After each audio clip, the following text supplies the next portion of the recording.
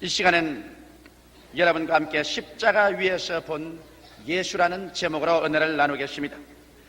예수님을 올바르게 보고 그리고 예수님을 만나고 체험한다는 것은 모든 지상에 사는 사람들에게는 절대로 중대한 인생사인 것입니다. 왜 그러냐면 성경 요한복음 3장 36절에 아들을 믿는 자는 영생이 있고 그 아들을 순종치 않은 자는 영생을 보지 못하고 도리어 하나님의 진노가 그 위에 머물러 있느니라고 기록하고 있기 때문인 것입니다. 인간의 영원한 삶에 영원한 멸망이 하나님의 아들 예수님께 대해서 우리가 어떻게 보고 어떻게 생각하고 어떻게 믿는가에 따라서 결정지어지는 것입니다. 사람이 한 번 나서 죽는 것은 정한이지요. 죽고 난 다음에는 심판이 있습니다. 어떠한 영웅혹을 열사라도 인간의 살고 죽는 것을 자기 마음대로 할 사람은 없는 것입니다. 오늘날 이 땅에 사는 것은 우리가 영원한 생명의 후계자가 될 것이냐 영원한 멸망에 떨어질 것이냐 이 운명적인 영원한 사건을 결정하기 위한 그러한 시간을 사람에게 주기 위해서 하나님이 허락한 것입니다. 이렇기 때문에 우리는 예수 그리스도를 어떻게 바라보는가 이것을 우리 생활의 가장 중대한 사건으로 취급하지 않으면 안 됩니다. 오늘 읽은 누가복음 19장에 보면 삭개오라는 세리장이 있었습니다. 이 세리장은 유대인들에게는 미움의 대상이었습니다. 왜냐하면 유대인이면서도 로마를 대표해서 로마의 식민지하에 있던 유대민족들의 돈을 세금으로서 갈취해서 로마에게 바치는 민족 반역자로서 생각이 되었습니다. 그래서 세리장 삭개오는 밑비움을 받았지만은 그러나 지위가 상당히 높은 사람이요 또 돈도 많은 부자였습니다. 그런데 그는 예수님에 대한 이야기를 끊임없이 들었습니다. 나사렛 예수 그리스도가 나타나셔서 죄인의 죄를 사하시고 병든 자를 고치시며 귀신을 내어 쫓으시고 죽은 자를 살렸 절망에 처한 자에게 소망을 주고 온 세상이 다 아는 그 적나라한 죄인들도 용서해서 의인과 성자로 만들어 주었다. 이런 소식을 들었습니다. 그 소문이 파다하게 퍼져나가자 세리장 삭개오도 이 소문을 듣고 난 다음 점점 그 마음속에 예수님을 한번 만나보고 싶다는 간절한 소원이 생겼습니다. 그런데 하루 소식이 들려왔습니다. 예수님께서 자기가 사는 동리 곁을 지나간다는 말씀이 있었습니다. 그래서 세리장은 신속히 자기의 사무실에 뛰어나와 예수님 오실 길목으로 나가니 벌써 사람들이 인산인해입니다. 도저히 사람을 해치고 들어갈 수 없습니다. 왜냐하면 세리장 삭개오는 키가 작았습니다. 이래서 모두 다 자기 앞에 있는 사람들이 머리에 가리워서 예수님이 지나가신 것을 바라볼 수가 없습니다. 꼭 예수님을 한번 보아는 야 되겠는데 바라볼 수 없기 때문에 자기 앞에 가리는 사람들을 붙잡고 그는 물었습니다. 예수님이 어떻게 보입니까? 눈물의 선지자 에레미야와 같이 보입니다. 또 다른 사람 잡고 예수님이 어떻게 보입니까?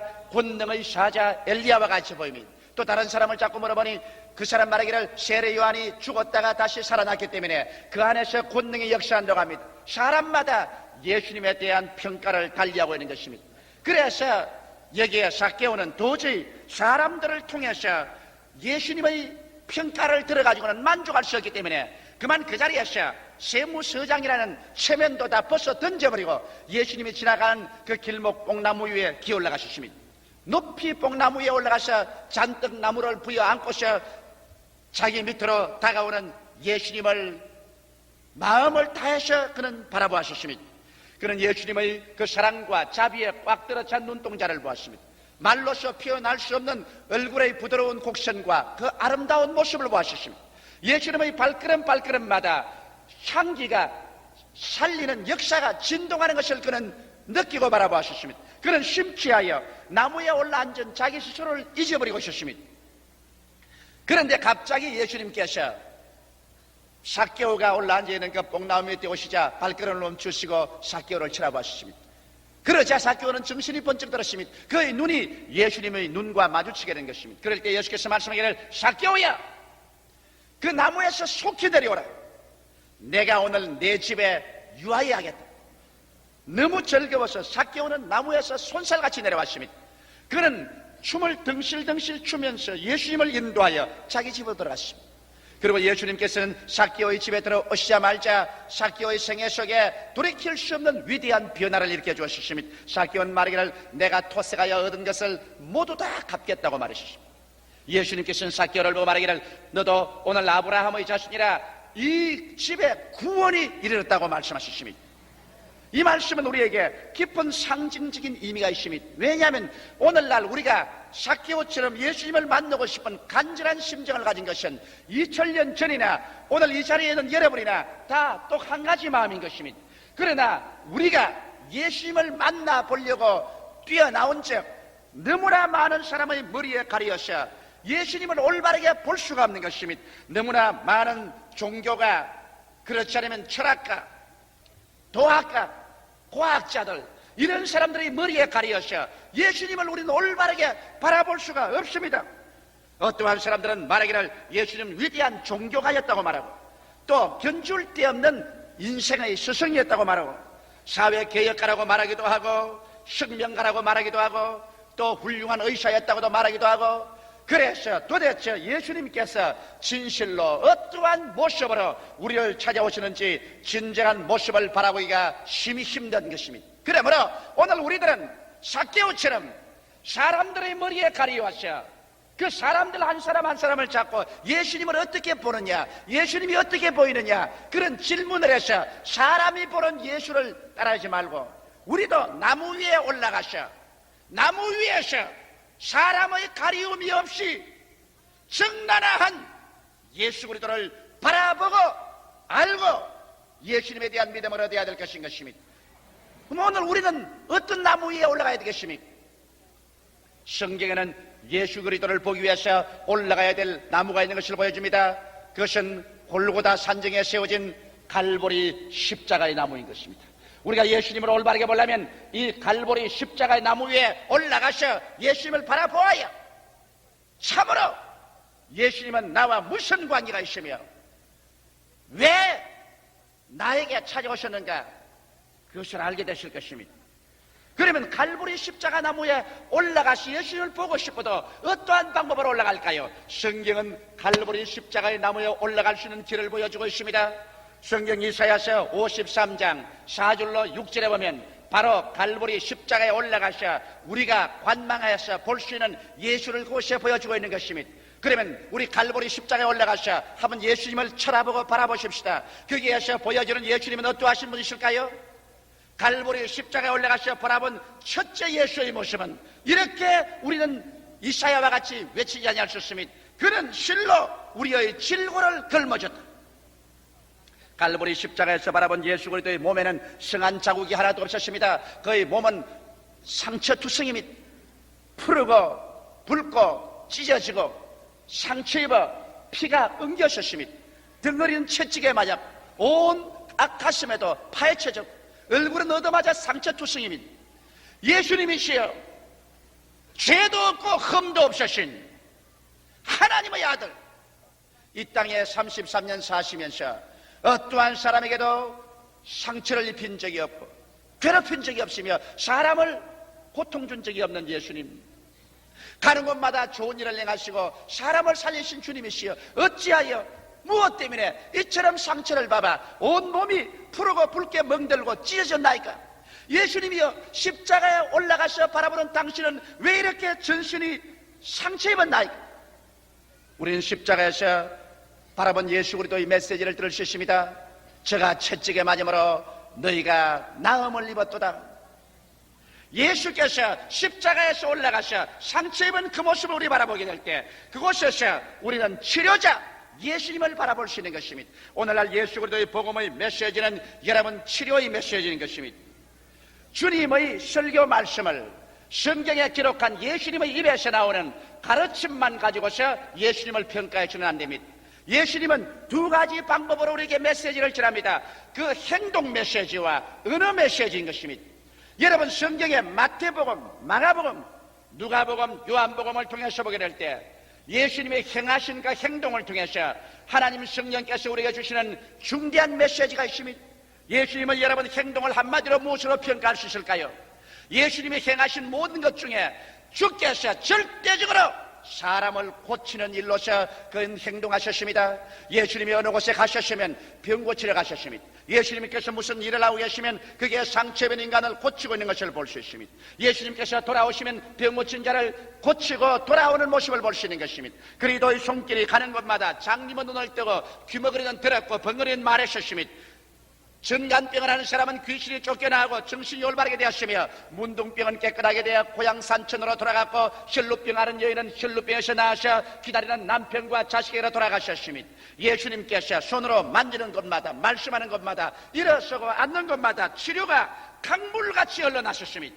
예수님의 사역의 3분의 2는 인간을 치료하는 데 보내신 것입니다. 이러므로 예수님의 행동 메시지를 통해서 우리가 알 수 있는 것은 그리스도의 복음은 치료의 복음인 것입니다. 오늘 예수 그리스도께서 진실로 어제나 오늘이나 영원토록 동일하다는 성경 말씀대로 우리가 받아들인다면 오늘 우리 가운데 나타난 예수님은 치료의 예수님인 것입니다. 치료하지 않는 예수님하고는 우리는 생각할 수가 없습니다. 나무에서 바라본 예수님은 치료자 예수님인 것입니다. 오늘 신학자들이 예수님의 치료는 과거에 있었다고 말하든 말든 내버려 두십시오. 기적의 시대는 지나갔다고 하든 말든 내버려 두십시오. 우린 인간의 머리를 통하여서 예수님을 바라보는 것이 아니라 십자가 위에 올라가서 나무 위에서 진실한 예수님의 모습을 바라보고 있는 것입니다.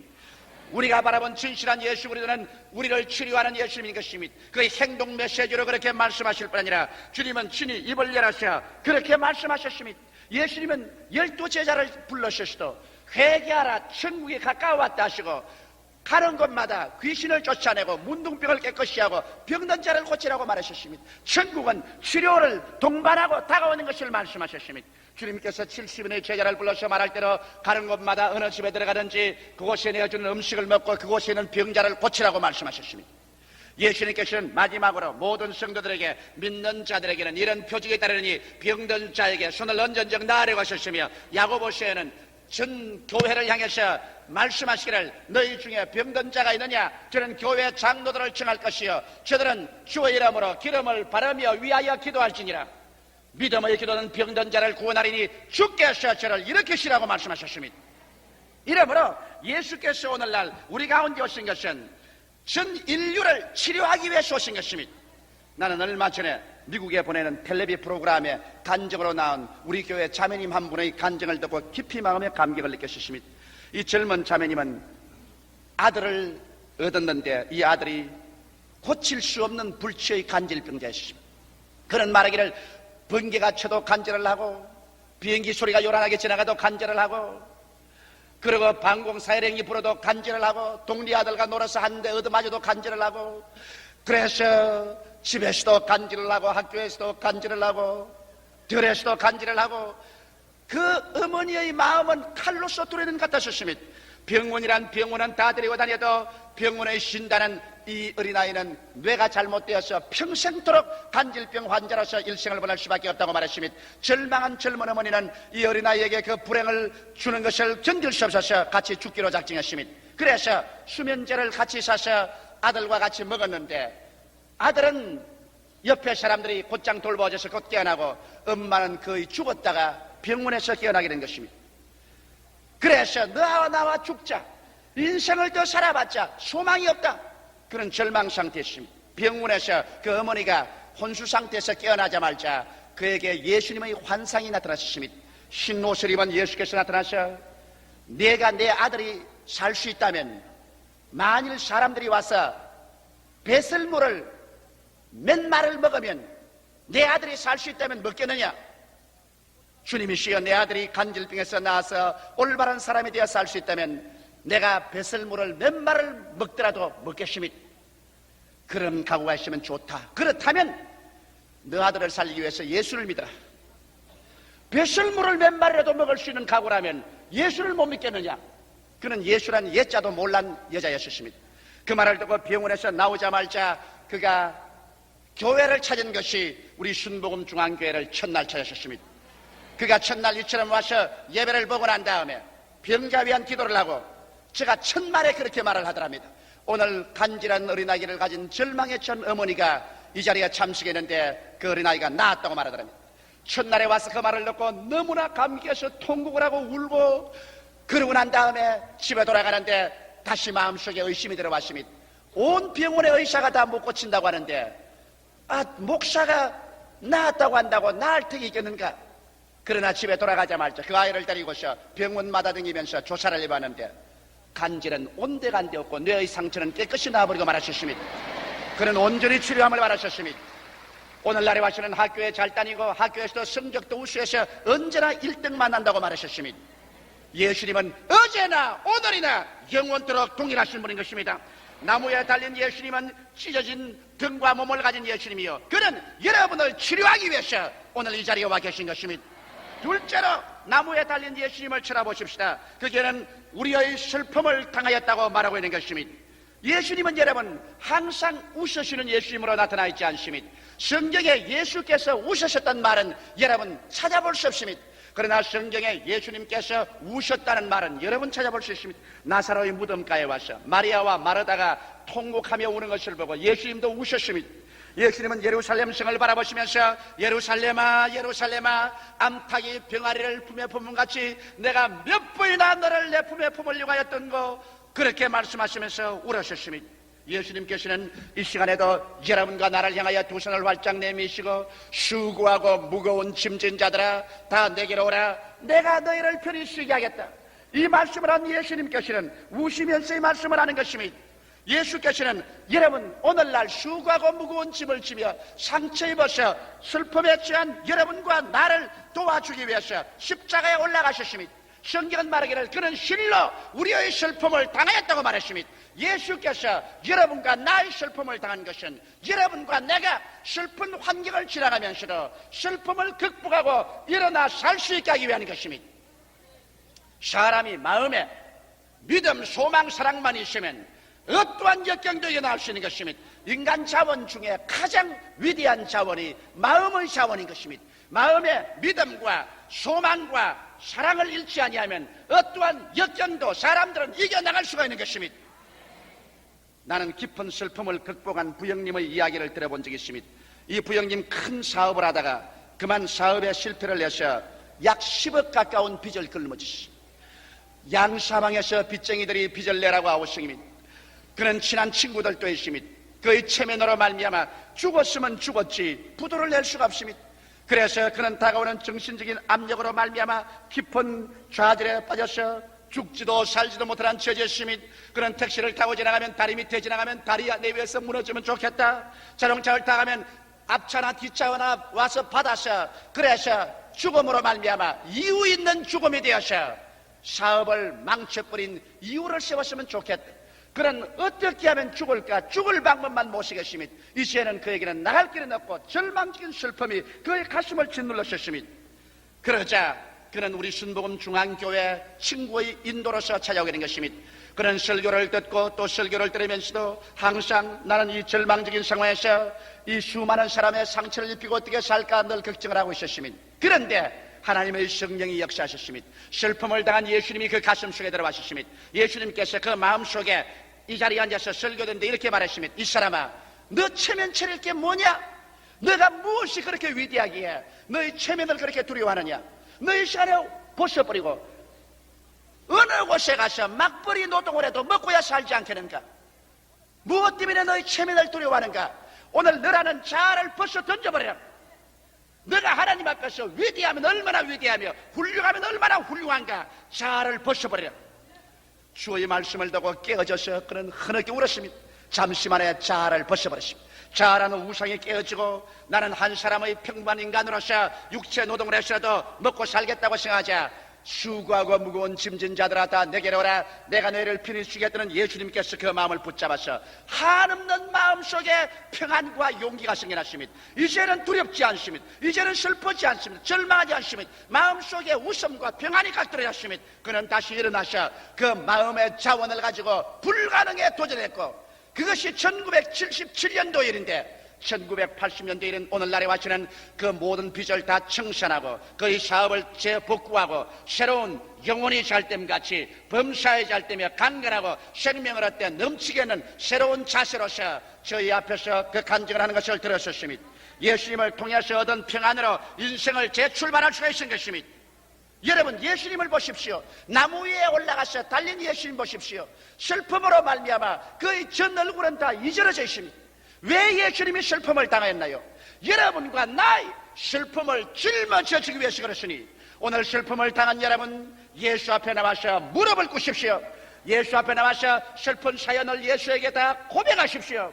예수님은 슬픔 당한 여러분의 마음속에 그 슬픔의 사건을 이기고 나갈 수 있도록 마음속에 용기와 희망과 평안을 허락하여 주시는 것입니다.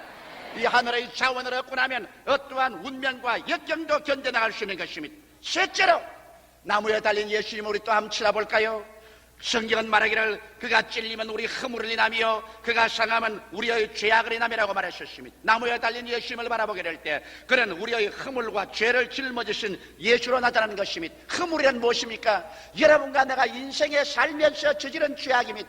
그러므로 예수님의 손이 찢기고 발이 찢긴 것은 여러분과 내가 인생을 살아가면서 우리의 행위로 허물진 죄악을 하나님은 우리에게 책임지우지 아니하시고 그 아들 예수에게 책임지어서 그 손을 못으로 받고 그 발을 못으로 받고 그 머리를 가시관으로 씌우시고, 그리고 우리의 원죄와 우리의 모든 자범죄, 이 죄 때문에 예수님은 처참하게 하나님께 얻어맞아 상처를 입으십니다. 예수님의 상처는 육체의 상처보다 그 영혼의 상처가 더 무서운 상처였습니다. 예수님은 육체만 얻어맞아 못 박힐 뿐 아니라 그 영혼이 처참하게 찢기고 상처 입고 마는 것입니다. 성경 이사야서 52장 14절에 보면 이 왕에는 그 얼굴이 타인보다 상하였고 그 모양이 인생보다 상하였으므로 무리가 그를 보고 놀랐거니와라고 말한 것입니다. 모든 천사들이 예수를 보고 놀라셨습니다. 모든 사람들이 예수를 보고 놀라셨습니다. 그는 그 사람뿐 아니라 속사람이 처참하게 상처를 입은 것입니다. 왜 예수께서 나무에 달라 상처 입었을까요? 여러분과 나의 허물 때문에, 여러분과 나의 죄악 때문에 예수님이 상처를 입은 것입니다. 그는 여러분과 나의 영원한 과거의 죄, 여러분과 나의 현재의 죄, 여러분과 나의 미래의 죄, 우리의 일생의 죄를 하나도 남김없이 그 몸에 다 짊어지시고 그 양손과 양머리 대못에 박히시고 그 몸이 찢어지고 그 영혼이 인생보다 상하여서 그가 하나님 앞에서 그 죄의 대가를 지불하셨습니다. 마지막 6시간 후에 내가 다 이루었다고 말씀하셨을 때 하나님의 새겨지는 여러분과 나의 죄악이 청산되었다고 주님께서 빨간 줄을 꺼버리고 말한 것입니다. 이렇기 때문에 오늘 우리는 이렇게 담대하게 말할 수 있습니다. 하나님이 세상을 이처럼 사랑하사 독생자를 주셨으니 누구든지 남녀 노유 빈부 귀춘 학 무학을 불구하고 예수 믿으면 멸망하지 않고 영생을 얻으리라, 이 즐거운 메시지를 전할 수가 있습니다. 이것이 바로 나무 위에 달리신 예수 그리스도를 바라보고 우리가 그 모습 속에서 예수님을 찾아볼 수 있는 모습인 것입니다. 오늘날 여러분, 죄인이 버림받거나 지옥 가지 않습니다. 회개하지 않는 사람이 지옥을 가고 버림을 당합니다. 죄의 값은 주께서 철두철미 지불했기 때문인 것입니다. 그러므로 사랑하는 형제 자매 여러분, 아직 예수를 믿지 않은 여러분, 주 앞에 나오십시오. 바로 이 시간에 이 자리에 마음을 깨뜨리고 여러분의 그 수고하고 무거운 죄짐을 짊어지고 예수 앞에 나와서 주님을 앙망하면 주께서 오늘 이 시간에 여러분의 일생의 죄악을 다 청산한 것을 여러분에게 선언해주고 그 자리에 마음속에 평안과 확신으로 채워주시는 것입니다. 넷째로, 나무 위에 달린 예수를 또다시 우리 새롭게 쳐다보십시다. 성경은 말하기를 나무에 달린 그 예수는 하나님께 버림받은 처절한 슬픔을 당하셨습니다. 그가 징계를 받음으로 우리가 평화를 누렸다고 말했습니다. 예수님이 받은 징계란 무엇입니까? 하나님께 쫓겨난 징계였습니다. 아담과 하와가 범죄하고 난 다음 하나님 앞에 받은 징계는 에덴 동산에서 쫓겨난 것이십니다. 여러분, 징계 중에 가장 무서운 징계가 쫓겨나는 징계인 것입니다. 더불어 하나님의 아들 예수 그리스도는 영원에서부터 시작해서 아버지와 한 번도 분리된 적이 없습니다.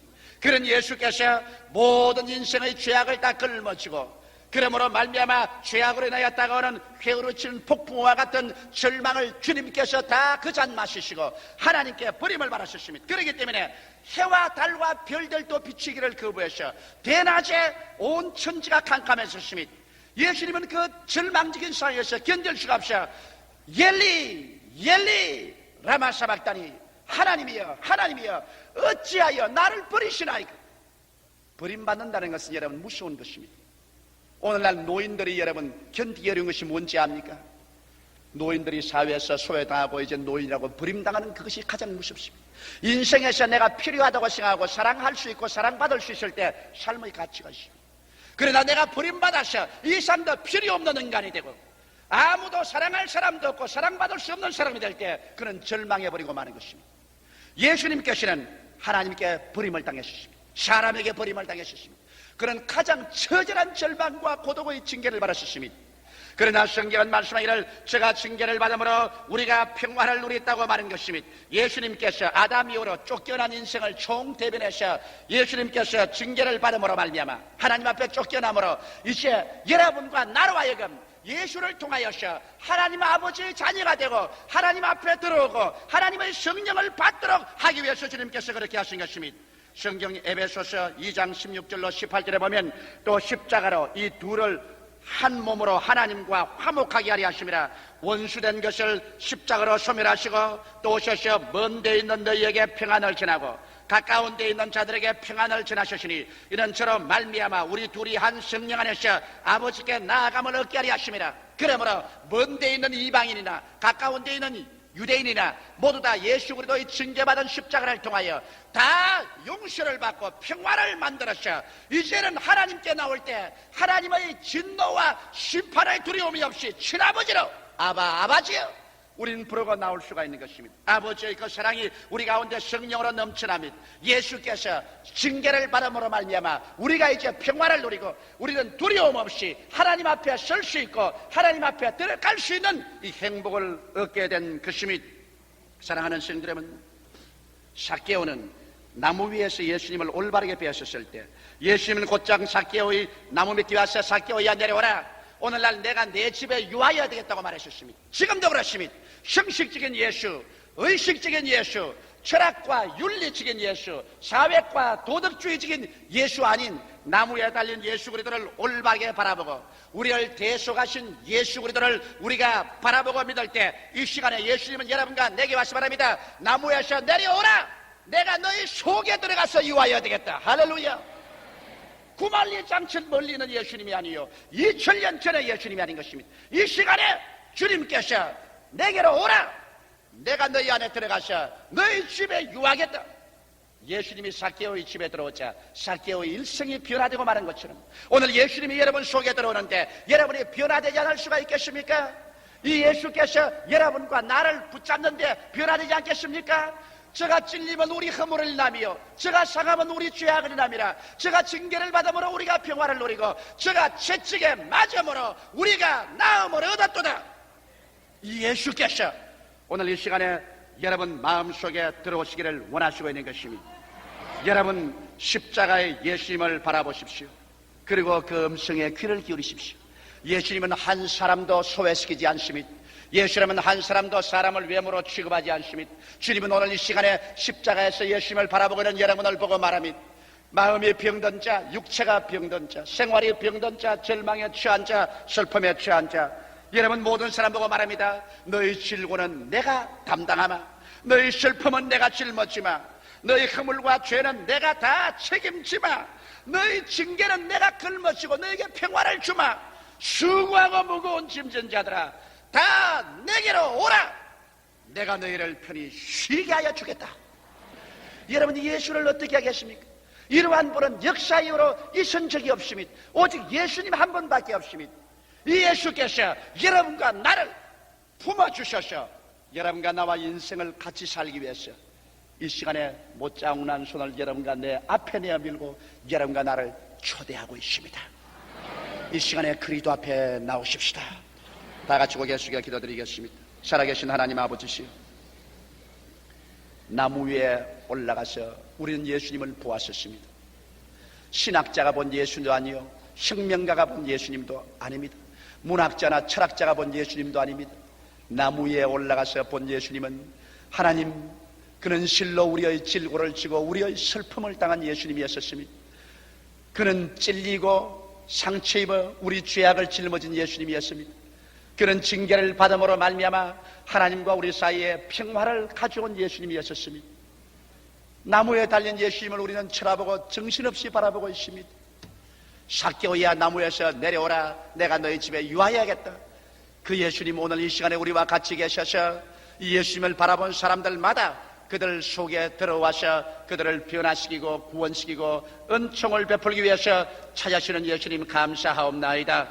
하나님 아버지, 오늘 제2부 예배 출석한 성도나 이 텔레비를 시청하는 분, 이 카세트를 통해서, 이 방송을 통해서 이 설교를 청취하는 전국의 청취자 여러분이나 이북이나 중공이나 미국이나 전 세계에 흩어진 우리 동포들이나 아버지 하나님이시여, 나무에서 바라본 예수 그리스도 앞에 무릎을 꿇게 도와주시옵시고 진실하고 참되게 예수 사람들로 변화되게 하여 주시옵소서. 주 예수 이름으로 축원하고 기도드리옵나이다. 아멘.